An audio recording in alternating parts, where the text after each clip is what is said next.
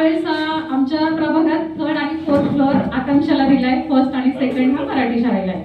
परंतु मराठी शाळेच्या मुलांना पुस्तके दिली गेली आणि आकांक्षा फाउंडेशनच्या शाळेला पुस्तके दिली गेली नाही. अक्षरशः मला वाईट वाटलं की तिथे पण माझ्याच प्रभागातली मुलं शिकतात, इथे पण माझ्याच प्रभागातली मुलं शिकतात. तर त्या मला शिक्षक सांगत होत्या, मॅडम आम्ही टेम्पोत पुस्तकं भरली होती, माल लोड झाला होता आणि अचानक कोण जाधव का कोण साहेब आले आणि म्हटले आकांक्षाला पुस्तकं द्यायची नाही, त्यांची पुस्तकं थांबवा. आणि अक्षरशः त्या टेम्पोतून पुस्तकं परत काढून घेतली. पुणे हे विद्येचं माहेरघर म्हणतो आयुक्त साहेब आपण, परंतु तिथे जर असा प्रकार होत असेल तर ती पण आपलीच मुलं आहेत आणि गेली 2 वर्ष आपण त्यांना पुस्तकं देत नाहीये.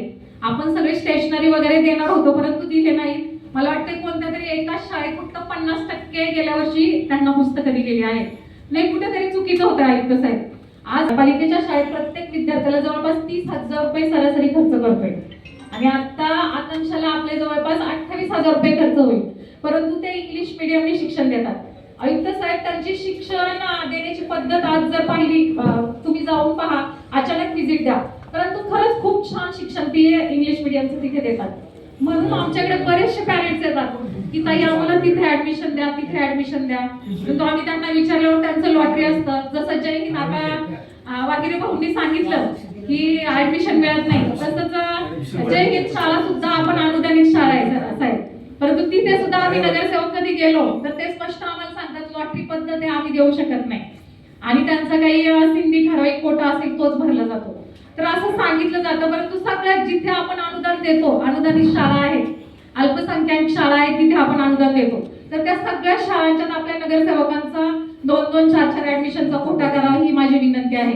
आयुक्त साहेब, आकांक्षा फाउंडेशनची जी काळेवाडीतली शाळा आहे त्या शाळेला ह्या वर्षी अक्षरशः 6वीचा वर्ग नाहीये.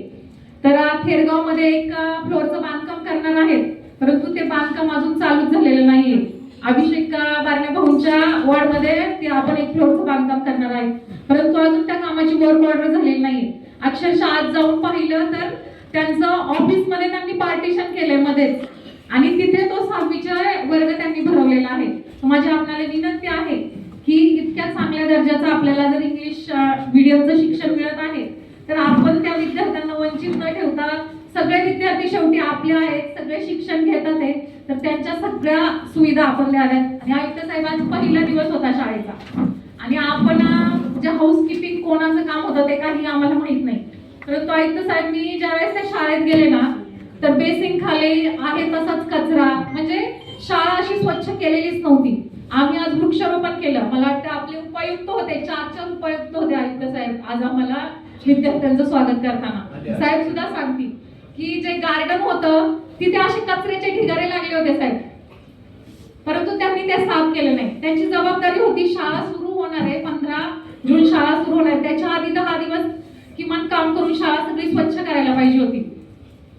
आयुक्त साहेब, ते हाऊसकीपिंगचं जे आहेत ते काय करतात, तिथे जर 4 ते 6 लेडीज लागत असतील ना तर 2च लेडीज पाठवतात किंवा 3 लेडीज पाठवतात आणि त्या लेडीजकडून तेवढं काम करून घेतात. तिथे त्या लेडीजनी 4 तास काम केल्याच्या नंतर परत त्या लेडीजला दुसऱ्या कुठल्या तरी शाळेत जाऊन काम करायला देतात. म्हणजे पूर्ण वेळ लेडीज का नाहीये आयुक्त साहेब तिथे हाऊसकीपिंग साठी पूर्ण माणसं पाहिजेत महापौर साहेब. त्याचप्रमाणे अजून एक विषय आयुक्त साहेब,